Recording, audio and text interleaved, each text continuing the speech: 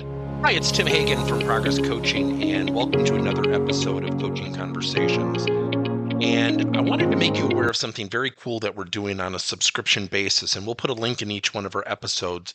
But every Wednesday, we're going to be doing what we call an audio podcast workshop. That workshop will be roughly about 14 to maybe 20 minutes per episode, with each month having a theme from a coaching model, using feedback strategically, to coaching self-awareness, and so on. So if you could look in the body or in the content description of each episode, and you will see a link where you can join this subscription. These are literally 4 workshops every month, teaching specific strategies to address a particular area of workplace coaching, as it relates, again, to things like awareness, motivation, teamwork, and what have you.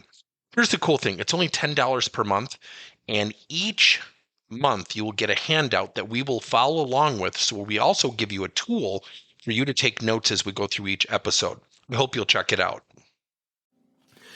For 31 years, I've owned this company, Progress Coaching, and I don't share this a lot with people, yet I would share with you something very interesting. When we started out as a company called Sale Builder Marketing, where we were going to train salespeople to work with marketing departments and vice versa. And then we really transitioned into a coaching company a few years after that. Now I'm going to be very candid, and I want to say this from a place of caring. Salespeople have it tough. I'm a salesperson. I have to sell. To be candid, if I didn't have to do it, I'd probably be happier. I don't think it's a necessary evil. I like it. I don't love it. So I have a deep appreciation for what salespeople go through. How many people take a job knowing they're going to have rejection? Very few people do, yet salespeople do. Here's the funny thing about salespeople. We have had sales training for years, yet the numbers continue to be flat. Roughly 1 out of every 2 people either hit or do not hit their quotas.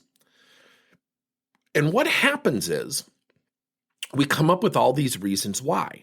It's objection handling, or we got to put in a CRM. I believe there are 3 reasons why salespeople do not hit their numbers.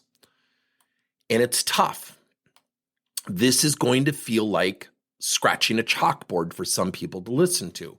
A salesperson hearing this will probably be offended. That's okay. I'm a salesperson. I had to go through this. We all go through different iterations of becoming a really good sales professional. Number 1 is reality. Being honest with reality. Let me be really crass. I'm talking to a salesperson right now, hypothetically. You did not win the business because you were not effective. You talked too much. You didn't handle objections. You interrupted. You didn't drive benefits that really precipitated them to really understand that their buying drivers were going to be met as a customer. You failed. Now that sounds harsh, and I know it does. See, when sales are up, sales reps typically say, look at me, I had a great year. When sales are down, wow, the market went south, the industry's down, the economy's bad. No, good and great salespeople sell during tough times. That's what differentiates them. We have to be honest and deal with reality. The subset of reality is self-awareness, the ability to look in the mirror and say, here's where I'm a great salesperson, here's where I have opportunities to improve, which leads to the third area, practice. I am so sick and tired of hearing people, I hate to role play. Then don't. But please don't tell me that your skills magically arbitrarily go up because you need them to. Think about that. People don't practice their craft. Think about athletes. Think if we had a league of professional teams, no matter the sport, and nobody practiced. Would we watch? There is an art, there is a craft to practicing. You have to practice. You know, I always love this when I do public speaking and I work with sales organizations. And I say, forget that you're in sales. Forget that you're a salesperson. Let's be really honest with ourselves.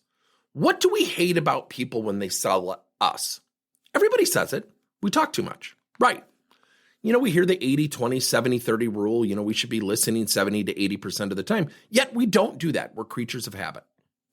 We have been training people on needs-based selling and active listening for 3, 4, 5, 6 decades. It doesn't improve. Now, when you ask somebody and you go into an organization where there's veterans and you ask them to talk about or to uncover, if you will, needs through open-ended questions, you typically see the rolling of the eyes. Oh, I know what this is. See, there are 3 tiers to development: knowledge, skill, and behavior. Knowledge, do they know how to ask an open-ended question? Typically, the answer is yes. Skill, have they practiced it? Few do. Behaviorally, what do? We pigeonhole ourselves. You happy with your current provider? Yep. Would you be open to looking at another solution? Nope. And so when we look at these things, there are 3 primary reasons your sales organizations do not have the success that they need to: reality, self-awareness, and practice. Here's the funny thing. A lot of times companies will spend an enormous amount of money on CRM systems. I'm not against CRMs, by the way. Yet the CRM is typically at the mercy of what the rep is going to share. Now, I want to share something with you as I'm doing this podcast episode and writing this article on LinkedIn. I just went to 10 sales reps and I did a little experiment across organizations and industry. And I asked all 10 people, I said, would you mind if I asked you a really weird question? And there was a little bit of a setup, a little bit of a curveball. I said, give me 2 deals that you've worked on. One that you won, and why did you win it? And number 2, give me a deal that you lost, and why did you lose it? Now, there were varying reasons why they won their business.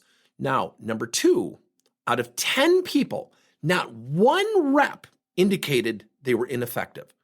It was always extenuating circumstances such as, well, I just don't think they had the budget, or, they're going to stay with their current provider. They weren't really interested in changing. And right now they're kind of in a holding pattern, or we were too expensive. Not one of them brought up their inability to sell and close the deal. Not one of them. If people deal with reality, they'll be more accurate. When people become more self-aware, they position themselves to develop and professionally pursue sales performance improvement. Number 3, if you are a sales leader and you are not scheduling practice sessions, shame on you. Your people are not getting better. Looking at numbers, looking at forecasts, looking at the funnel will never improve someone's ability to overcome a competitor price objection unless they practice it. If you're intrigued, ask us about the sales coaching loop. Not only does it help you uncover reality and drive self-awareness, we position you to coach to reality and self-awareness. Thank you for listening to another episode of Coaching Conversations by Tim Hagen and Progress Coaching. Now, our company is always coming out with new and innovative solutions to help leaders coach their employees.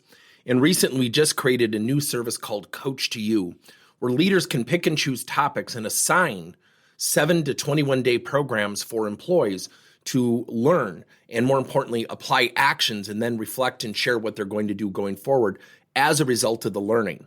It's called Coach to You. We're literally bringing coaching to your employees. If you're intrigued, we'll have a link in each one of our episodes where you can get more information. And again, thank you so much for listening to another episode.